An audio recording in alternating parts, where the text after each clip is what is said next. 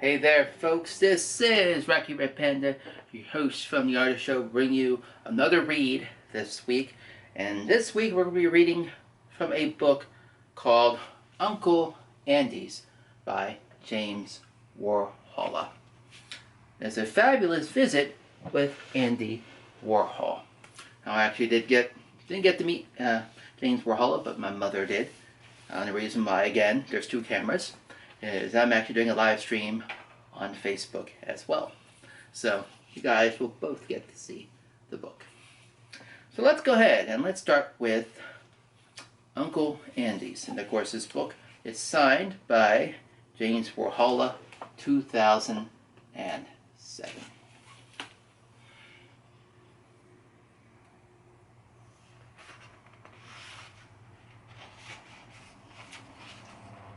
James Warhola, Uncle Andy's.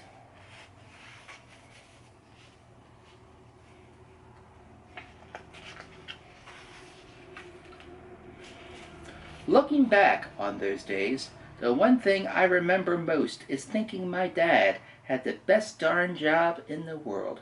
Our yard was always so much more fun than anyone else's in the neighborhood. My oldest brother was already away at college, but there were still 6 of us at home. Dad had lots of jobs, but for now he was mostly a junkman. Sometimes the neighbors complained that our yard looked like a junkyard.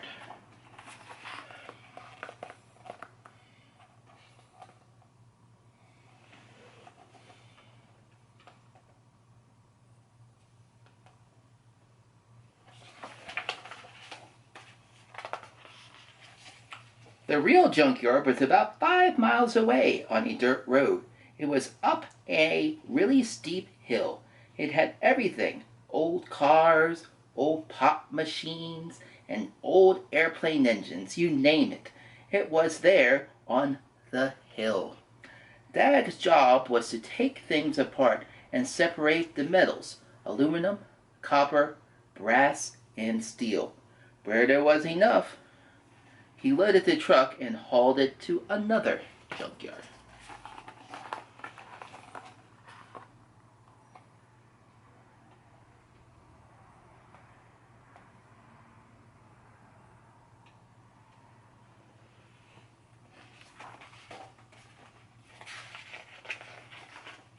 Dad was always bringing home junk, and sometimes he'd say to me, "Now, Jamie, this can really make good art." Then he put a bunch of it together in an interesting way. Mom was always yelling at Dad, "For Pete's sake, Paul, quit junking up the house. And Paul, when you going to get rid of this stuff anyhow?" But we liked playing in the junk.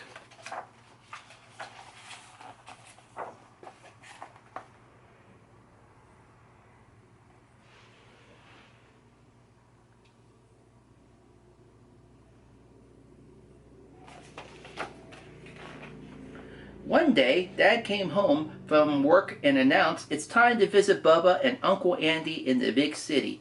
We'll leave tomorrow morning." Oh, we were so excited. It was not often that we go to visit our grandma and our famous artist uncle in New York City. We had a lot of getting ready to do. Dad had work to do on the car. Mary Lou and Eva had to make sandwiches. Georgie and I had to pack the car. And little Maddie and Marty, well, didn't do much. They were just in the way. The next morning, Mom woke us up early, extra early, and we were finally on our way. We saw nothing but cornfields and cow pastures at first.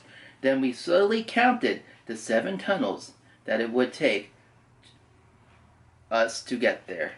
We came to the last tunnel, and we all perked up.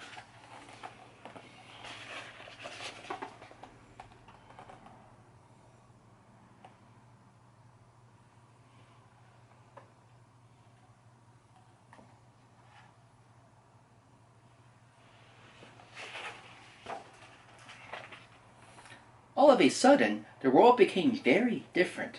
There were giant buildings, honking taxis, and people going every which way. Dad slowly wove his way uptown to Uncle Andy's.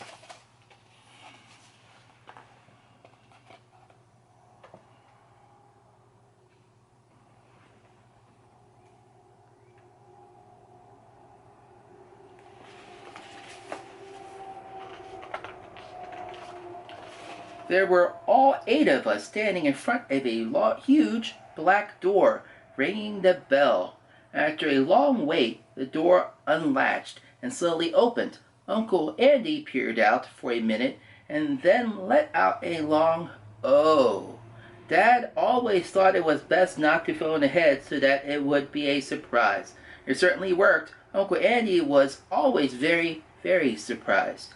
He showed us in, and we made our way to the kitchen where our grandmother was. Bubba drowned us with wet kisses, as she always did, and fixed us a dinner of salamis, bread, and cheeses. Soon, all the chattering and eating came to an end, and it was time for sleep. Uncle Andy showed us to our makeshift beds. I slept on the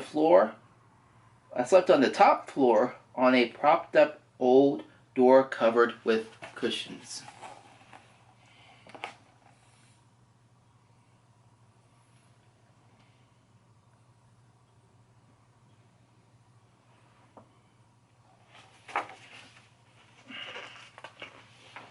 In the morning, I noticed that I was surrounded by towers of soup boxes.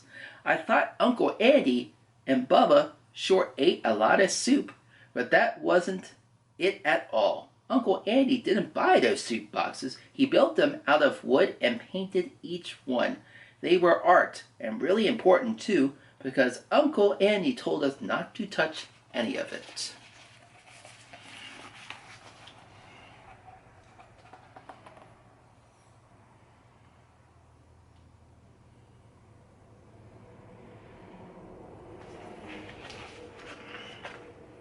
Dad always remembered to bring Uncle Andy something interesting from the junkyard. This time it was a giant magnet with a bunch of bolts stuck to it. Uncle Andy peered over his glasses at it real carefully, and after a pause he said, "Oh, gee, wow." Then we really knew he liked it. He decided that it should go right by the front door. Uncle Andy had 25 cats, all named Sam. They were always hiding in a house that was just like a giant amusement park. It was perfect for hiding, and hide-and-go-seek, and racing. It wasn't long before the 6 of us were flying up and down the stairs and through all the rooms like a band of wild monkeys.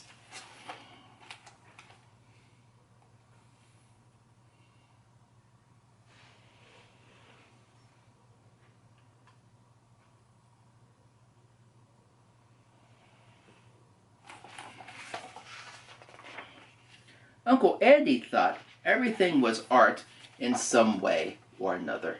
That's why his house was so fantastic.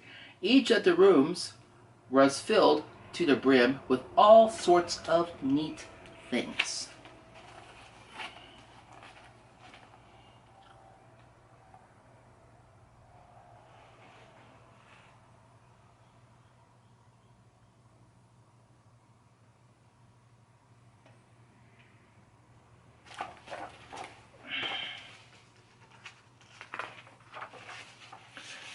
There were always new things to see. Right in the middle of the entranceway, there was a giant piece of crumbled metal. It looked like it might have gotten stuck there, and it couldn't go any further. Andy explained to us, "Oh, that's a piece of fabulous art by a famous artist." We were impressed. Dad had a lot of that back home. Uncle Andy was always making art. We loved watching him paint in his studio.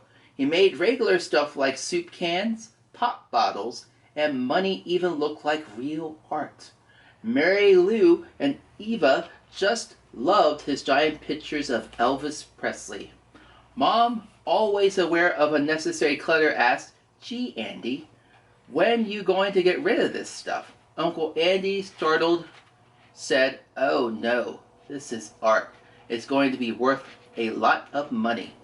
Mom really didn't understand art.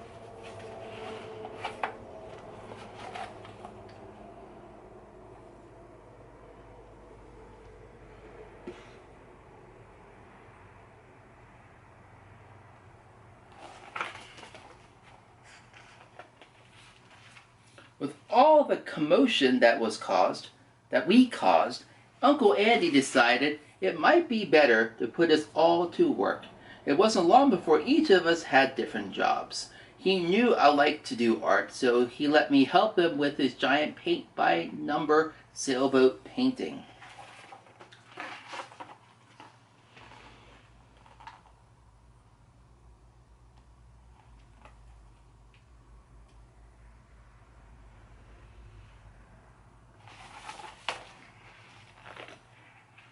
At night, Uncle Andy went out to parties to see other famous people. In the morning, we patiently sat by his door waiting for it to open so he could tell us all about who he had met. Once Manny surprised Uncle Andy by going into his room a little too early. He let out a shriek because he didn't have his wig on yet. Of course, we all knew Uncle Andy was bald just like Dad and Uncle John. Uncle Andy had wigs for every occasion: messy wake-up wigs, multicolored afternoon wigs, and formal wigs for parties. He had given Dad his old wigs, and back at home we had a lot of fun with him.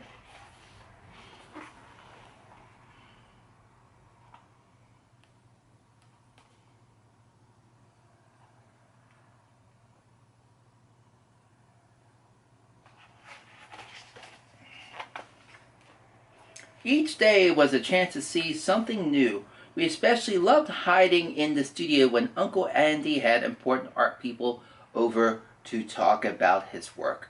They would all huddle around the paintings, pointing and peering. They really thought Uncle Andy was onto something. I knew his paintings were super neat, and it made me want to do my own art when I got home. Finally, Dad announced it's time to get home. That night, we packed up all of our things. Again, Mary, Lou, and Eva made the sandwiches. Bubba added a few salamis. Uncle Andy was on his way out the door with one of his soup can paintings when I told him we had to leave in the morning. He replied, Oh, really? I have to go out to sell this picture to a man waiting at the corner. You know, he's the taxi cab king. He really likes my work. Then I'm going to a party. Oh, I have a fabulous trip. Jamie, bye.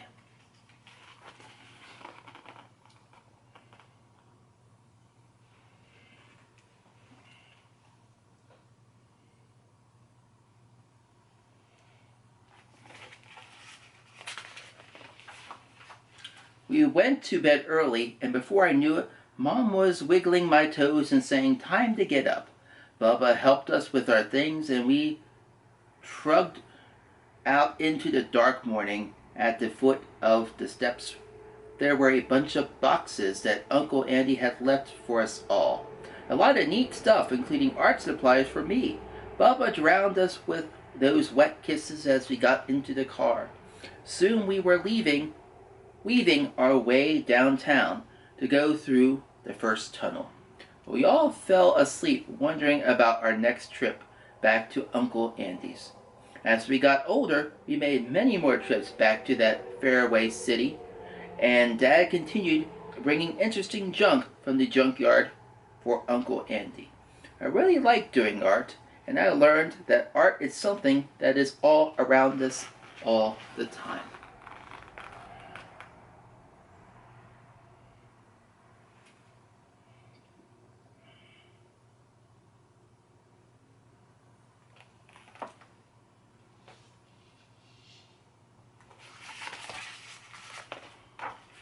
In the corner of my bedroom, I made an art studio of my own, and although Mom fretted and fussed as usual over what a mess it all was, she didn't make me clean it up.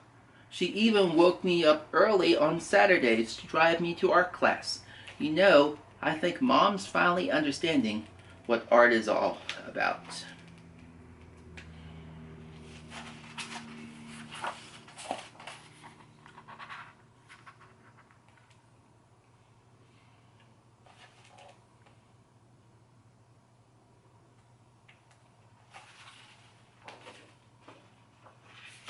And that was a book by James Warhola entitled Uncle Andy's.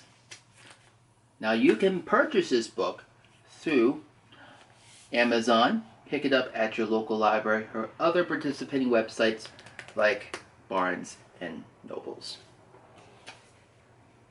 Well, for now, I am actually going to go finish my day and do other things, so it was nice having you guys. I will catch you on the flip side. Until next week, keep on reading, folks. Hey there, folks. Thank you for joining me on today's read. Make sure you like and subscribe for more videos from PND Studios and, of course, the Artist Show.